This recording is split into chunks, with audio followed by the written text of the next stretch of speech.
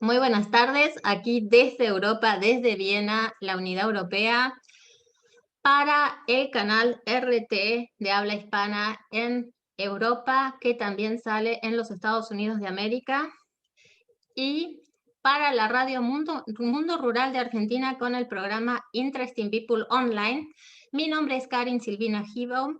Soy corresponsal internacional desde Austria para varios medios de América Latina y en especial para la radio Mundo Rural y la revista UARMI de la mujer argentina y latinoamericana.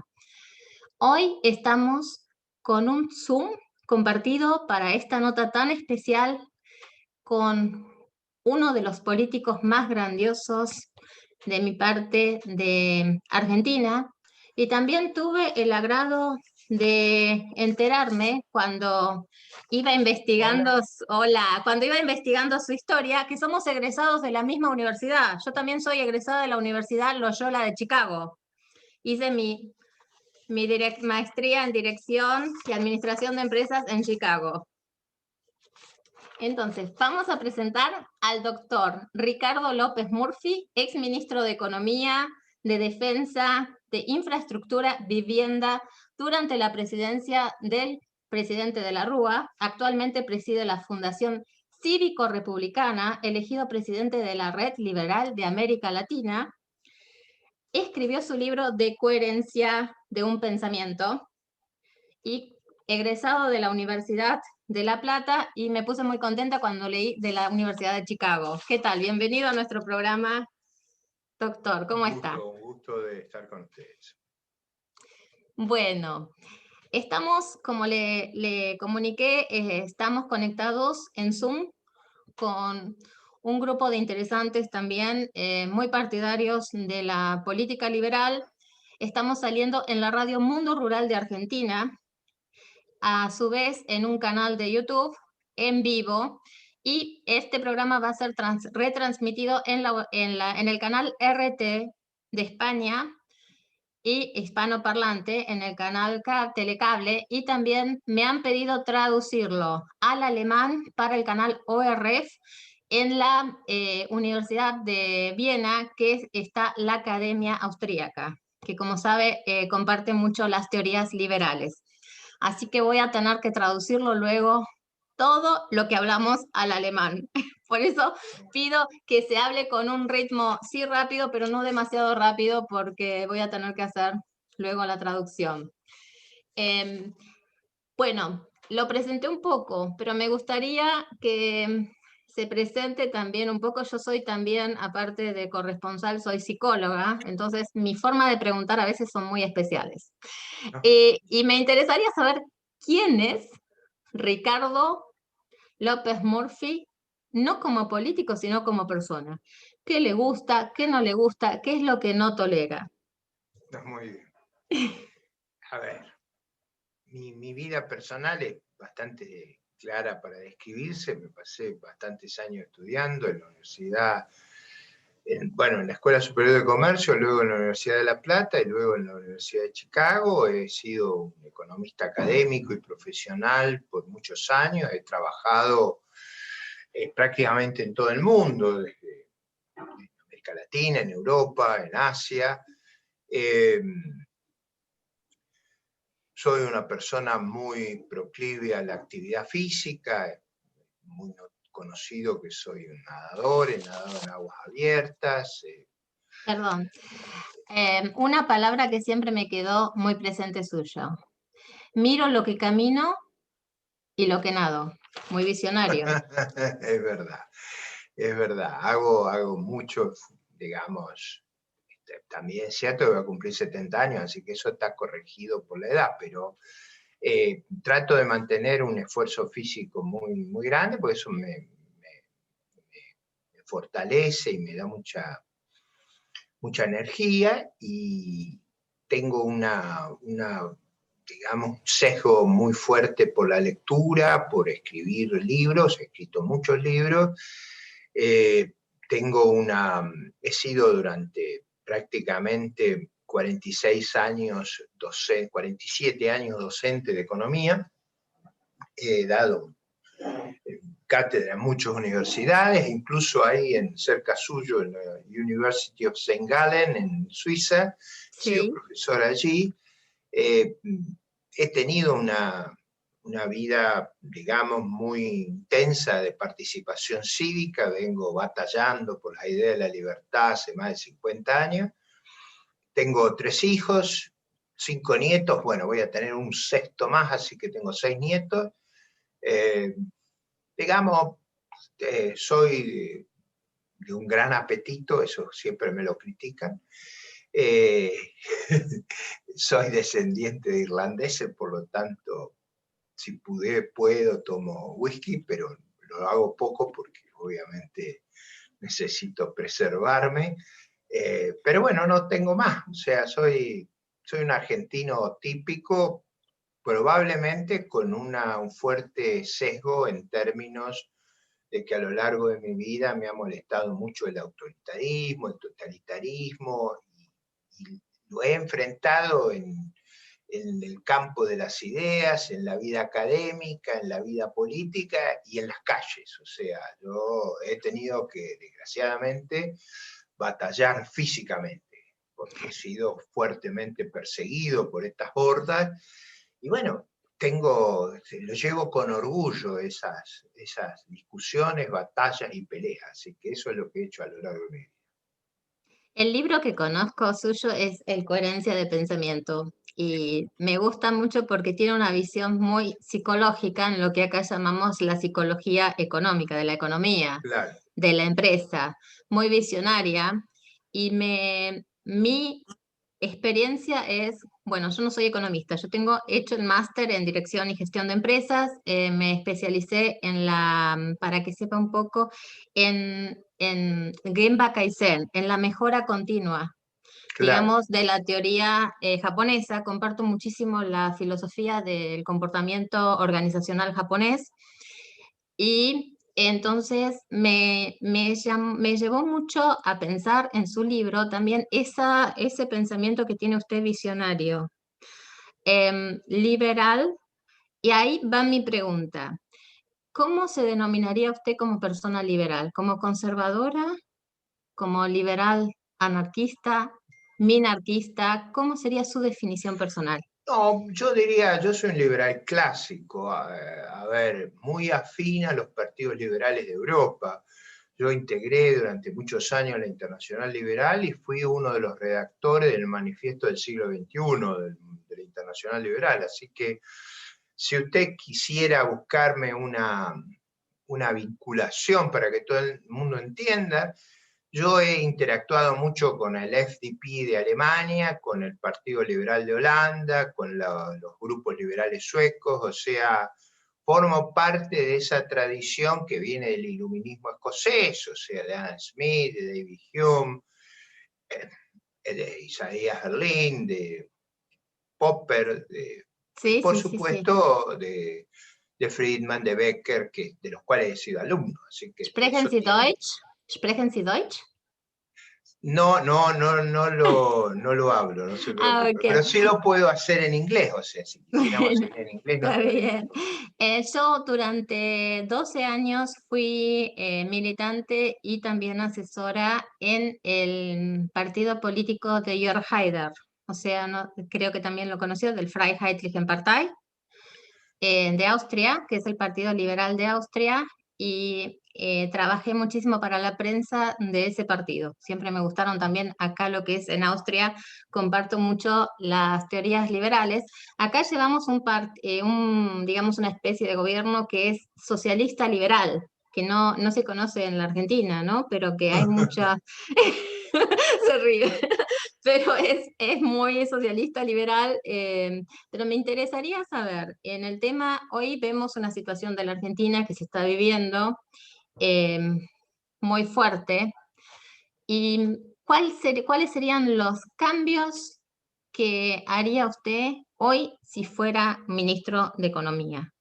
En tiempos de transición, en tiempos para la mentalidad argentina, usted conoce muy bien la política europea y todos los procesos que se podrían llevar a Argentina, y creo que es un país que se puede sacar adelante, ¿no? ¿Y cuál sería digamos, cuáles serían sus proyectos como ministro de Economía o como candidato hoy para sacar a esta Argentina adelante a nivel Y el económico. principal problema que nosotros tenemos es un problema institucional, es el rule of law, o sea, el problema de que tenemos una arbitrariedad en el poder sobre la cual no hay ninguna regla en la Argentina, no hay prácticamente punto de referencia. Aquí puede pasar cualquier cosa. Entonces, desde esa perspectiva, por ejemplo, un punto esencial del contrato social, que es el derecho de propiedad, acá está muy afectado. Entonces, como están afectados los derechos de opinión. Por esa razón, lo primero que hay que hacer es restablecer de manera cabal y auténtica la Constitución Nacional y la protección de los derechos individuales. Lo segundo que hay que hacer es proceder a una liberalización dramática. A ver, parecida a la que hizo Ludwig Erhard en Alemania en el 48. O sea, Argentina necesita una gran liberalización. O sea, hay decenas de miles de regulaciones tontas, arbitrarias, brutales. Eso hay que limpiarlo, hay que hacer clarear el bosque. Lo tercero, bueno, ahí entre otras restricciones, para que ustedes entiendan, hay miles de productos con los precios controlados, hay desabastecimiento, hay controles de importaciones, controles de cambio, hay impuestos punitivos. Bueno, todo eso usted lo tiene que remover, o sea, volver a cierta normalidad. Cierta normalidad, yo diría, es la Argentina que teníamos en los 90 o en el 2000, donde usted tenía un tamaño del Estado, que no era el que a mí me gustaba, pero era un tamaño del Estado financiable, con impuestos financiables. Ahora tenemos un tamaño del Estado extravagante con impuestos impagables. Es decir, más allá de que a mí me molesten los impuestos. O sea, yo soy una persona que normalmente me produce, digamos, violencia el impuesto. El impuesto, por su nombre, o tributo, o gravamen, es un nombre agresivo de violencia del Estado sobre los derechos de los individuos. Por eso, en la medida que uno pueda tener impuestos más bajos, eso es un elemento favorable. Pero acá más grave que eso son todas esas regulaciones que llevan prácticamente a la quiebra a gran parte del sector productivo argentino, y combinadas con regulaciones corporativas de tipo sindical, también generan un grado de provisoriedad que hace que colapse nuestra inversión, nuestra creación de riqueza. Entonces, lo primero que tenemos que hacer es liberar la economía, poner los impuestos a niveles razonables y restablecer el Estado de Derecho en materia de déficit y en materia de emisión monetaria. O sea, para que nuestro Banco Central emita de esa manera descontrolada, falseamos los balances del Banco Central. Digo, ¿cómo se hace eso? Le ponemos papeles de deuda del Tesoro valuado en dólares y los revaluamos. Y eso le da ganancia ficticia al Banco Central. Con esa ganancia ficticia emite para darle al Tesoro. Bueno, es disparate. Entonces, lo que hay que hacer ahí es restablecer la contabilidad. O sea, si nuestro Banco Central aplicara reglas de contabilidad de sentido común, eso no se puede hacer. Acá, si usted no puede hacer eso, ¿cómo financia los déficits? Y ahí usted empieza a ver la necesidad de un programa fiscal también de la magnitud del alemán allá por los años 50 y un programa monetario que devuelva la confianza, la certidumbre, impuestos más bajos, libertad para comerciar adentro y afuera, a terminar, por ejemplo, acá las patotas, como eran las patotas nazis de los años 30, recorren los negocios a ver quién viola los precios máximos. Toda esa cosa genera un nivel digamos, de incertidumbre, de agresión extraordinario. Entonces, Si nosotros liberáramos todo eso, habría en la Argentina una fuerte recuperación de la iniciativa privada, del espíritu empresario, de la innovación. Eso es lo que tenemos que hacer básicamente. Con respecto a la política, ¿qué piensa usted del Banco Central y de la reducción del Estado? ¿Cómo tomaría usted esa política? Mire, a lo largo de mi vida yo fui un gran admirador del Bundesbank, o sea, del Banco Central de Alemania, bueno, parecido al Ujú. Banco Central de Suiza. Han sido bancos centrales ilustres. Yo tengo respeto por el Banco Central Europeo. Lo que nosotros debemos tener son normas parecidas a ellos. Si nosotros tenemos normas parecidas a ellos, vamos a tener resultados parecidos. Los argentinos no tenemos una disminución genética que nos impide competir. Lo que tenemos son malos diseños institucionales, malas políticas y quizá una mala comprensión cultural de qué es exitoso en el mundo. No hay ningún país que sea exitoso con altísima inflación. Y el tamaño del Estado, mire, yo ahí voy a evitar una cosa ideológica. Voy a decir, Argentina gastaba más o menos históricamente 30 puntos del producto. Gasta ahora 48. Entonces yo digo, si volviéramos a lo que teníamos en el 2000, prácticamente los impuestos se pueden reducir drásticamente, se acabarían las razones de los déficits y tendríamos un orden macroeconómico positivo para volver a crecer cuando concluya la pandemia. No es tan difícil lo que hay que hacer, porque no es que ninguno de nosotros es ignorante, nosotros sabemos cómo funcionan las instituciones de los países que funcionan. Entonces, nosotros necesitamos volver a un orden jurídico, constitucional, legal, razonable. Eso es lo que Sí, tenemos que hacer. donde las leyes se respeten y la libertad de los ciudadanos también, ¿no? Claro, Que el y haya un equilibrio. gobierno limitado, es decir, porque no es Sí. solo que las leyes se respeten, sino que no se pueda sacar cualquier ley. Leyes que violen los derechos individuales, que violen las garantías constitucionales, no deberían ser leyes. Y acá sacamos cualquier cantidad de una legislación que es muy hostil al éxito y al progreso.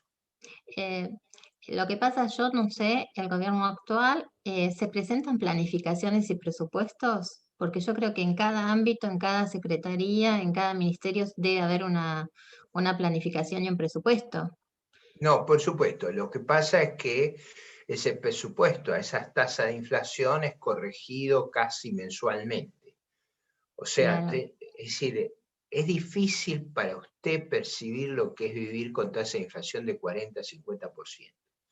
Pero eso da lugar, no es solo la estafa de la inflación, que es un impuesto no legislado, sino que eso da lugar a todo tipo de tropelías. Por ejemplo, los impuestos a las ganancias gravan en la Argentina ganancias que no son tales, son porque no nos dejan restar los costos a valores reales. Entonces usted en vez de Claro. tener tasa de impuesto de 35, termina teniendo tasa de impuesto de 60, 70%. Para que usted tenga una idea, nosotros tenemos tasas impositivas superiores a los países de la OECD. Y eso, obviamente, con el nivel de desarrollo de un tercio, un cuarto de esos países, actúa como un factor de gran retardo en nuestro desarrollo económico. Claro. Bueno, tengo una pregunta también para hacerle que me han hecho de la radio, que es muy importante. Se van a cumplir aniversario del Mercosur en días más. ¿Qué dejó para la Argentina este mercado de los 90 y qué visión tiene en este momento el Mercosur? Bueno, inicialmente el Mercosur formó parte, yo diría, de una estrategia compleja que era consolidar los regímenes democráticos en el Cono Sur. O sea, recuerde usted que veníamos de muchos años de gobiernos dictatoriales, establecer una confianza mutua, es decir, convertir a nuestros vecinos, en lugar de riesgos y amenazas, en nuestros socios, y comenzar un proceso de liberalización progresiva. Eso fue lo que se pensó originalmente. Cuando llegaron los gobiernos filochavistas, todo este proceso se distorsionó. En lugar de avanzar en esa agenda potente, económica, liberalizadora, se armó una alianza para, yo diría, actuar con cierta hostilidad al, digamos, a las reglas del capitalismo global. Y no fue muy mal. Algunos peor que a nosotros, pues sí, Venezuela ha sido una catástrofe, el nivel de ingreso per cápita ha caído 80%, nosotros hace 50 años que no crecemos, o sea, ha habido un retroceso. Yo sigo creyendo que la idea de los 90 era una idea razonable, era una idea para cooperar con otros bloques, era una idea liberalizadora, de creación de mutua confianza. En eso progresamos, porque no todo fue mal.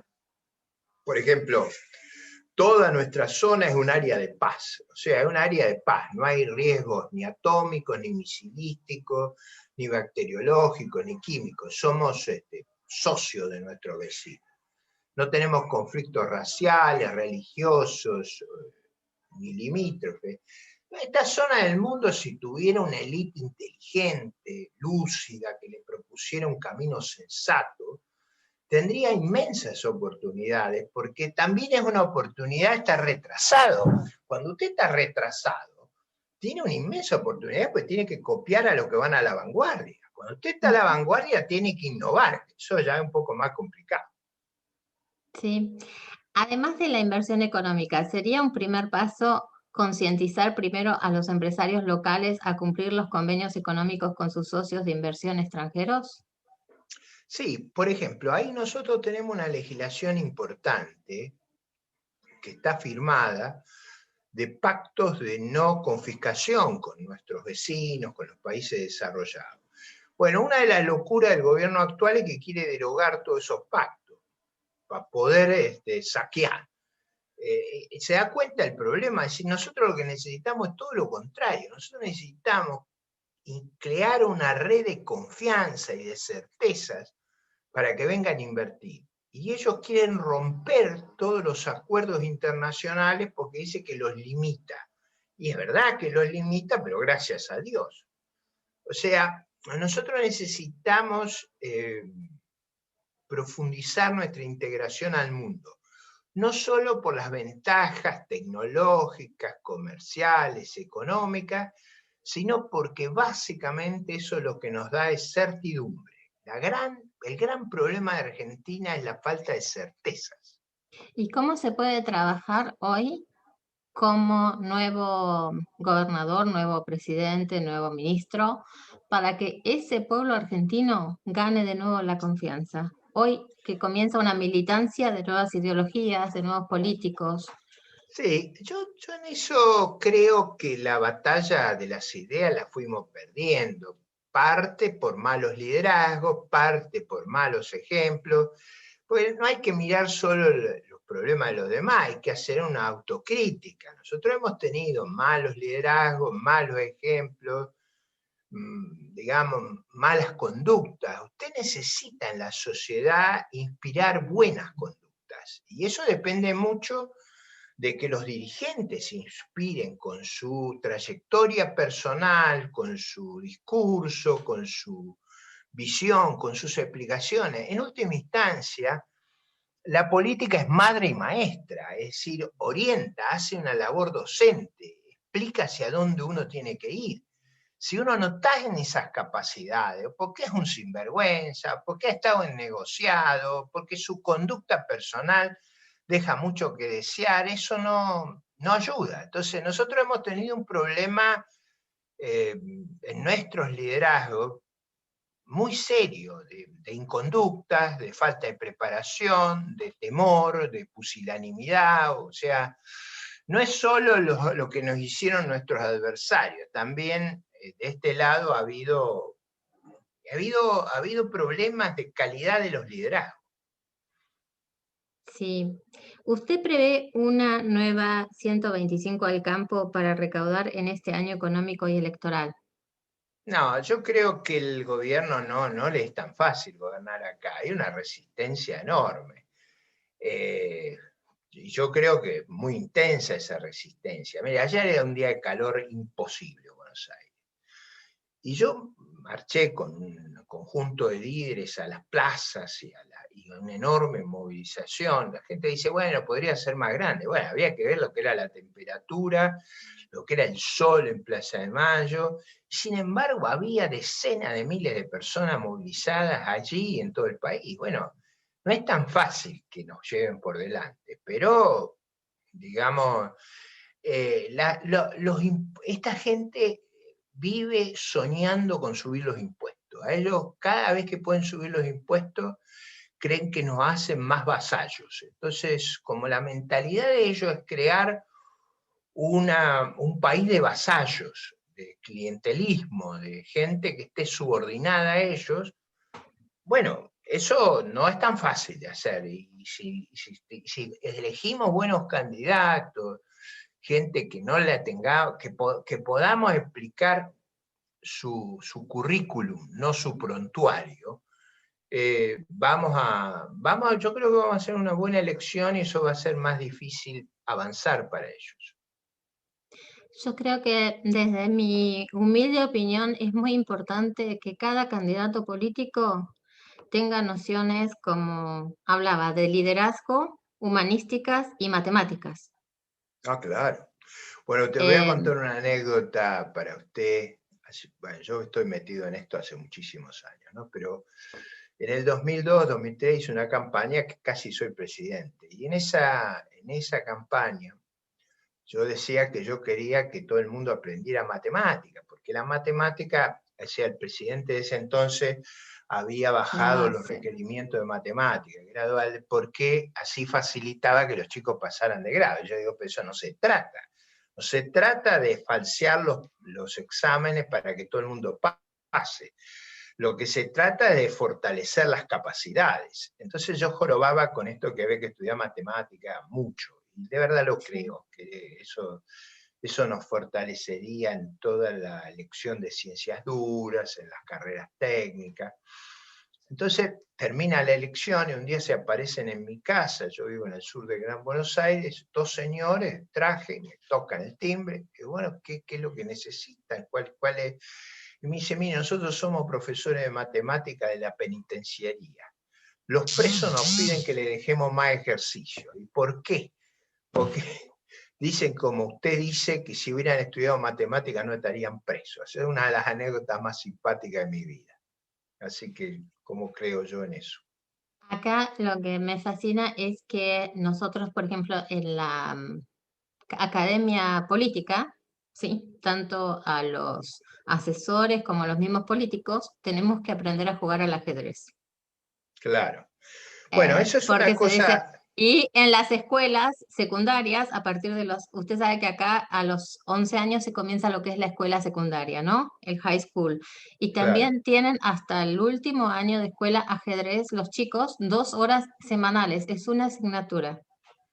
Sí, mire, yo estudié a principios de los 60 y yo iba a una escuela de gestión pública en la capital federal en esa época, y yo Ujú. integraba el equipo de ajedrez, o sea, nosotros en el colegio, después que terminaban las clases, el vicedirector era maestro de ajedrez y hacía partidas simultáneas con todos nosotros, o sea, hubo durante muchos años en la Argentina, cuando éramos razonablemente exitosos, una cultura del mérito y del esfuerzo. Es decir, eso obviamente ahora se ha demolido, pero yo fui educado en esa cultura, en establecimientos de carácter estatal, o sea, no había es decir, el proceso de degradación es un proceso más reciente, pero bueno, hay que revertirlo y esa es la clave de nuestro progreso futuro.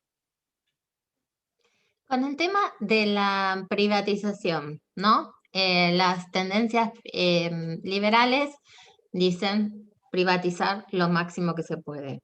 En las políticas liberales, yo hablo ahora de las europeas, me voy a atrever a hablar de Alemania, Austria. Suiza estoy menos informada con respecto a esta actualidad. Lo que es el agua, lo que es la electricidad, ¿no? acá no tenemos gas, muy poco, pero el gas entra también con la misma empresa de electricidad, son empresas estatales. Hoy se está hablando en las políticas de acá, dentro de la Unidad Europea, no está todavía cerrado también, de hacer estatal lo que son los servicios de Internet, como un servicio más público para los ciudadanos. ¿Cuáles son sus pensamientos con respecto al gas, a la luz, que sean privatizados, por ejemplo, en un país? Yo estuve en los años 2016-2017 en Argentina como profesora invitada, ¿no? Por un cambio de Erasmus. Y me llevé con la sorpresa de que la empresa Camusi, que es una empresa de gas que está en la República Argentina, en la provincia de Buenos Aires, sin hablar, sin decir nada, cortaba directamente el gas, pleno invierno. Se encontraban muchos ciudadanos en esa situación de la tercera edad, han habido muertes, lo estoy hablando de la ciudad de Bahía Blanca, porque estaban sometidos y obligados a hacer ciertas inversiones, no tenían los fondos y estaban obligados también a contratar a determinados gasistas matriculados que fueran aprobados con la empresa Camusi. A mí me pareció eso un monopolio muy fuerte. Eso sucedió durante el gobierno de Macri. Mi pregunta es, ¿cómo es su postura política frente a esas situaciones? A ver, primero, ¿por qué la gente del pensamiento de la libertad en general pretende que las empresas estatales pasen a la órbita privada? Yo diría por tres consideraciones. La primera, porque en general cuando hay una empresa privada hay una presión competitiva, digamos, un desempeño de los directores, de los propietarios que tratan de aumentar la eficiencia. Es decir, en general tratan de reducir costos, ser más eficientes. O sea, el negocio del empresario es ser más eficiente. La segunda consideración que es muy importante es que esas empresas son muy costosas de desarrollar. Si usted las vende, supongamos que la vendiera contra deuda, usted reduce la deuda. Si usted reduce la deuda, reduce los gastos del Estado y reduce la necesidad de elevados impuestos. Entonces, la segunda razón es porque lo que usted hace es reducir los requerimientos de capital del Estado, que en general no tiene recursos, y si quiere tener más capital tiene que cobrar más impuestos con todos los problemas que eso genera. Y la tercera consideración por la cual en general nosotros somos partidarios de un orden que el Estado no haga actividades empresarias, es porque el Estado es capturado por los políticos y hace clientelismo y hace, digamos, prácticas malsanas, o sea, nombran a los parientes. Bueno, usted conoce las consecuencias del accionar de la política cuando puede introducirse en el ámbito empresario. Ahora, dicho esto, empresas que se desempeñan en un entorno monopólico tienen que tener regulaciones que las fuercen a ser competitivas y que en general tengan los mecanismos que permitan mejorar la calidad del proveedor. Dicho de otra manera, el Estado en su regulación se pone del lado del consumidor, del demandante, o si usted quiere, del contribuyente. Entonces, lo que hace es evitar que el privado ejerza y aplique una actitud monopólica.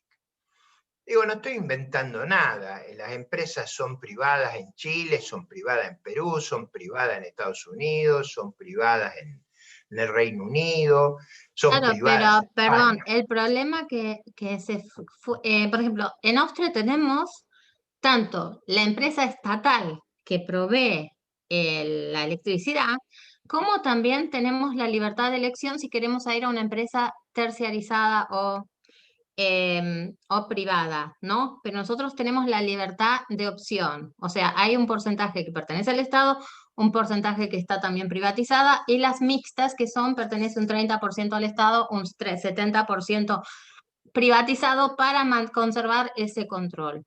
Pero en Argentina, ¿qué pasa? Estás en la ciudad, en el sur de la provincia de Buenos Aires, está Camusi, es un monopolio. No tengo la libertad de opción de ir a otro proveedor del gas. Pasa lo mismo en la zona de San Martín de los Andes, en la provincia de Neuquén. Vamos No sé cómo despacio, vamos está. despacio, Sí, vamos despacio. Cuando usted tiene redes, es decir, redes como son las cloacas o los servicios eléctricos o los servicios de gas, es difícil poner dos cañerías para competir. Entonces, sí. en general, lo que usted tiene que hacer es generar una regulación que haga que ese empresario se vea obligado a trabajar en un entorno competitivo. O sea, Camusi no podría designar quiénes son los obreros que van a poder hacer reparaciones en su propiedad, y tampoco podría arbitrariamente cortar el gas. Ahora, parte de eso se produce porque el gobierno pone controles de precios que hacen imposible generar más oferta. Entonces, en general la gente se enoja con el distribuidor cuando la responsabilidad está aguas arriba, o sea, está porque ninguna empresa querría cortarle a sus clientes el consumo. Está en la naturaleza del negocio. Supóngase que usted tuviera un negocio de almacén y usted dijera, hoy no les vendo galletitas. El que hace la pérdida es usted como almacén. Entonces nadie haría eso, salvo que haya razones de fuerza mayor que lo obliguen. Pero lo que tenemos que tener es una buena regulación. Con buenas regulaciones ese problema, es decir, regulaciones pro competencia, no regulaciones anticompetencia. Ujú. Bien. María Novakovsky, te doy la palabra. Vos levantaste la mano que lo querías saludar y hacer alguna pregunta, Ricardo. por favor.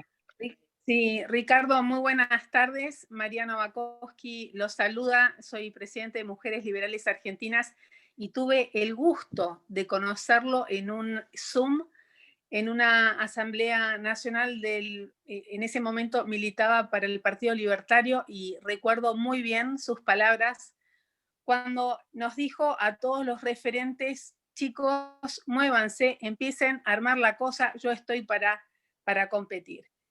Me encanta verlo nuevamente en la arena política, es un placer escucharlo. Ayer en la plaza lo vi a Agustín Echevarne, lo busqué para darle un beso, pero ya se había ido con su gente y la verdad que me va a ser un placer volverlo a entrevistar si eso en algún momento se da. Con respecto de las privatizaciones, me quedé pensando, existe un gasoducto que viene desde Tierra del Fuego hasta Buenos Aires, tengo entendido. Es un único gasoducto. La Argentina importa cifras en gas licuado desde Bolivia siderales cuando nos quedamos sin consumo, ¿sí? Sin gas en épocas donde hay mucho consumo, necesitamos terminar comprándole a Bolivia, mientras que nuestro gas se ventea, ¿sí?, en el sur, con la empresa Total. Entonces, usted habla de regulaciones. Es importante, creo que en materia de servicios se siga privatizando, pero hemos visto a partir de la última experiencia con Menem que las privatizaciones de por sí no son suficientes. No, eso es verdad. Es No, necesario que justamente no haya regulaciones. Y en eso o regulaciones pro competencia, ¿no? permito disentir, perdón, termino mi idea y va la pregunta. Termino de disentir porque entiendo que cuando no hay regulaciones, yo puedo elegir si contrato a Camusi o si contrato a otro servicio que me va a dar una mejor tarifa y en donde se genera la libre competencia, ahí es donde aparece y se hace visible el libre mercado.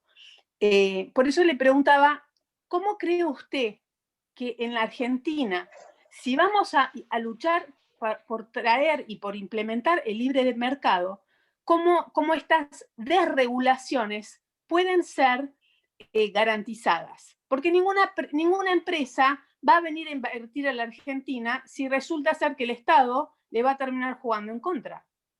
No, claro, pero si usted mira el marco regulatorio que nosotros teníamos en los años 90, los precios de la energía bajaron dramáticamente en esa época. Bajaron dramáticamente, porque la competencia requiere, ahora me voy a poner el sombrero de profesor de economía, requiere que haya divisibilidad de los productos. En los caños es muy difícil que haya divisibilidad. Usted no puede poner muchas cañerías en el mismo lugar para que haya distintas empresas. Eso, ahí usted, lo que ocurriría es que habría unos sobrecostos extraordinarios. Lo que usted tiene que hacer es que, aunque haya una sola cañería, porque no se pueden construir varias redes eléctricas, varias cañerías, aunque haya una sola, los proveedores se comporten como si estuvieran bajo competencia. Y esa regla es una regla que ha sido muy estudiada, es la que aplican todos los países del mundo, no la inventé yo. O sea, esas reglas, en la década del 90, llevaron a que el precio de la energía fuera un tercio de lo que es hoy en Argentina. Un tercio, para que usted tenga conciencia de lo que fue. Ahora, el problema es cuando usted establece regulaciones para impedir la competencia en áreas que son naturalmente competitivas, como decimos los economistas, desafiables. ¿Qué es lo que le pasa a Argentina? Argentina tiene, por ejemplo, es un país con enormes recursos gasíferos. Abajo de nuestra superficie hay un inmenso globo de gas. ¿Cómo serán de malas las regulaciones que nos vemos obligados a importar? Es como si usted importara arena en el Sahara. O sea, es una cosa disparatada.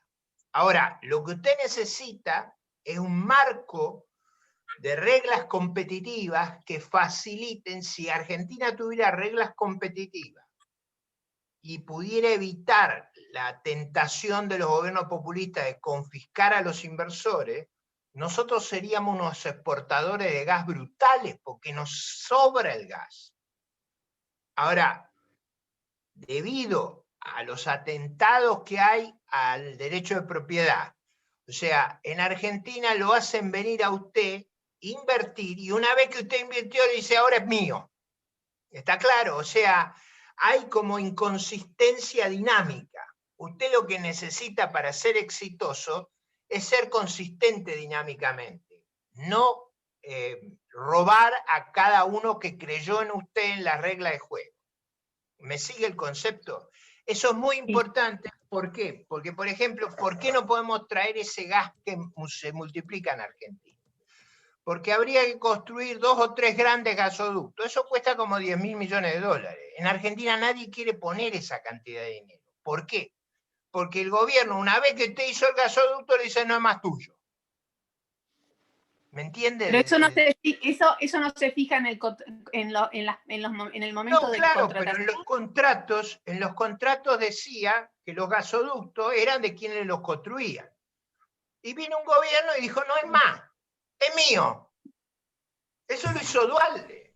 O sea, porque ¿cómo usted expropia un gasoducto? Una forma muy fácil de hacerlo es, usted contrató en base a un precio que le permite pagar el caño y la operación, y viene Duhalde y le dice, el precio que vos podés cobrar es un tercio de lo que cobrabas. Entonces yo me quedo con su propiedad porque le pongo un control de precio que lo quiebro. ¿Me sigue el problema? Ahora, ¿qué es lo que ocurre cuando usted lo ve dinámicamente eso? Lo que ocurre es que usted no tiene inversión. Al no tener inversión no tiene producción. Al no tener producción los precios se triplican. ¿Te da cuenta? El efecto, esa miopía intertemporal, produce empobrecimiento. Siempre acuérdese que usted tiene que ser consistente temporalmente. Si yo invertí bajo una regla, usted me la tiene que respetar. Oh, sí, totalmente. Cada vez que yo voy a invertir, después usted me roba, yo no voy a ir a invertir. Y cuando usted no invierte, el país se descapitaliza. Ese es el problema que tenemos ahora.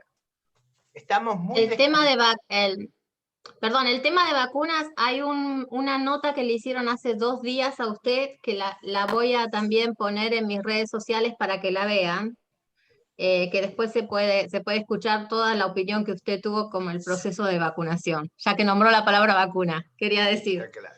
Sí, no le vamos a hacer de nuevo esas preguntas. Sí, Fue una excelente, segundo, fue una excelente entrevista que la vi antes de tener el Zoom, y por eso dije, no voy a tocar el tema de vacunas porque fue excelente entrevista donde realmente habló con mucha claridad. Entonces la voy a repartir en el grupo que está presente en el Zoom y en mis redes sociales para que la gente pueda verla. Perdón, nuestro director de la Radio Mundo Rural desde Santiago del Estero lo quiere saludar. Te doy la palabra, Juan, por favor. hola, ¿cómo estás, Ricardo? Bueno, Muy nos bien. hemos conocido, Hola, Juan.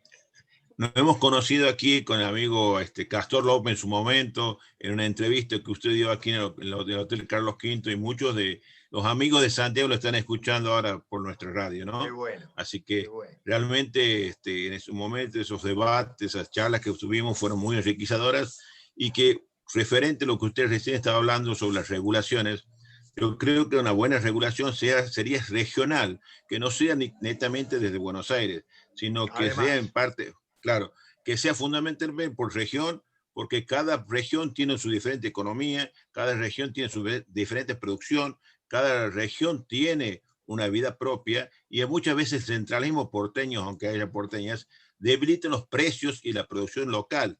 es Entonces, verdad, si es verdad. Eso nosotros hace mucho lograríamos, daño. claro, Mire, eso es una cosa muy propia al colectivismo. El colectivismo tiene esa idea que one size fit all. Imagínense si a mí me quieren, yo soy una persona de estatura elevada y un físico corpulento, y me quieren lo poner conozco la personalmente. ropa de un petizo, no funcionamos, o de un flaco. Es decir, la lógica del mercado es adaptarse a las realidades. Justamente esa es la gran maravilla del mercado, que es recoger y producir información. Entre otras cosas, pretender gobernar todo el país de Buenos Aires con regulaciones uniformes que desconocen las realidades, las escaseces de cada lugar, bueno, produce los desastres que usted mencionaba. Y fundamentalmente, digamos, hoy día Santiago del Estero es un gran productor de soja, de ganado, pero el precio de distancia hasta el puerto de Buenos Aires o al puerto de Rosario se pierde todo el valor. Usted se ha dado cuenta que ahora ha subido el monto del kilómetro que hoy te cobra un camión, vale 560 pesos el transporte de 1 kilómetro de cualquier camión. Usted puede llevar sandía, puede llevar soja, carne, y ese precio ya está en desmérito del productor fundamentalmente, y el que ha hecho la inversión cuando más lejos está el puerto.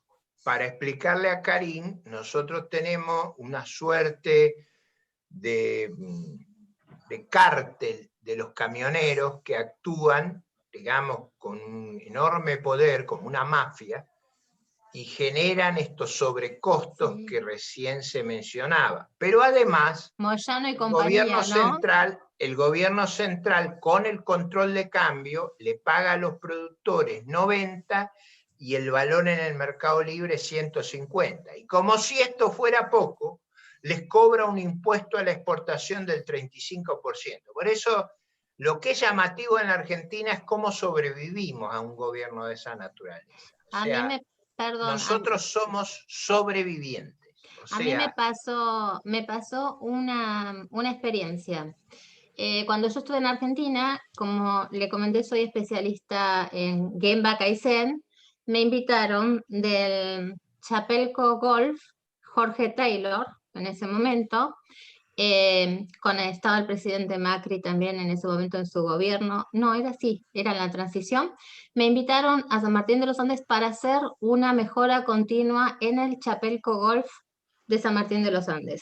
Ellos estaban con el sindicato, digamos, de empleados de comercio y tenían que pasarse al sindicato de los clubes, que no me acuerdo si era UTEDIC. perdón, UTEDIC.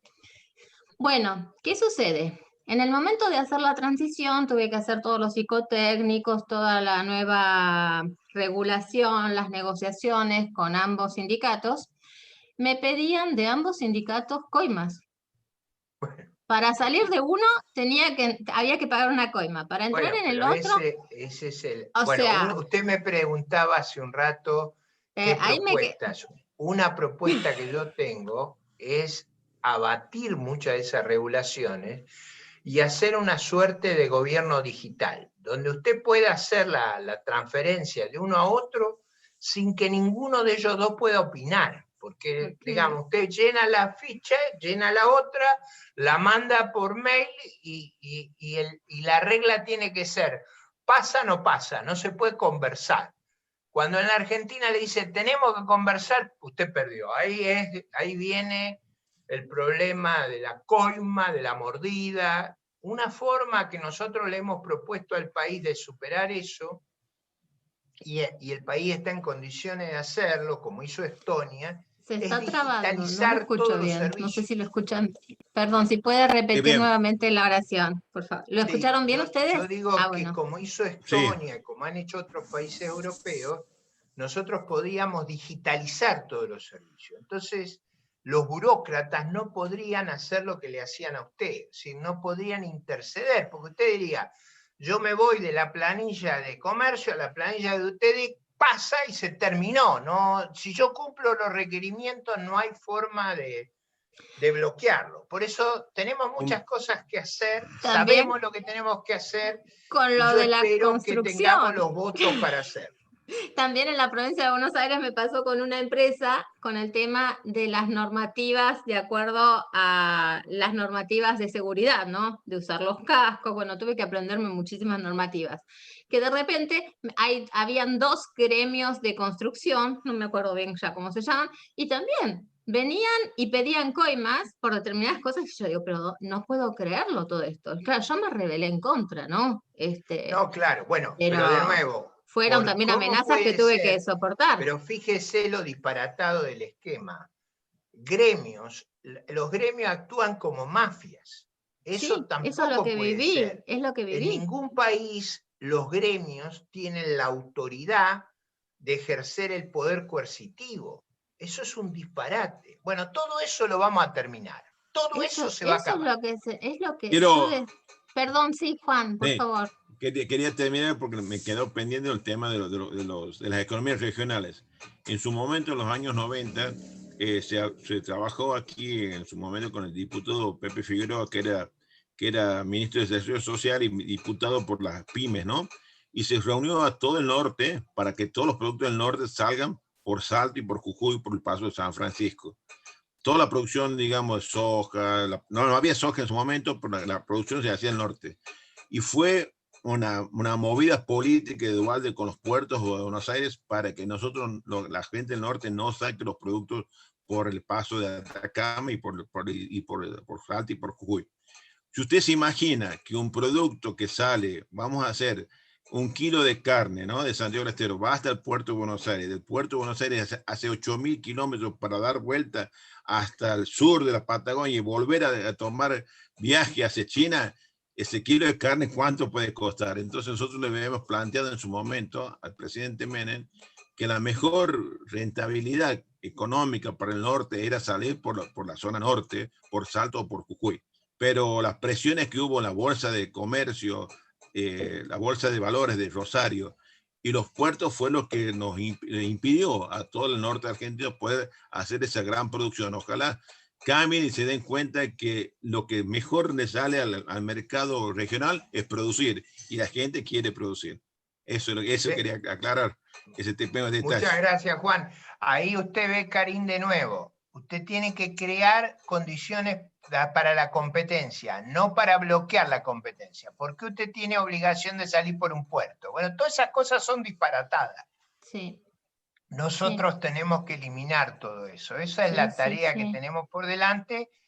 Y si recibimos el voto popular, vamos a estar en condiciones, porque por lo menos nosotros sabemos perfectamente lo que hay que hacer. No vamos a necesitar ni asistencia técnica. Yo conozco el manual completo.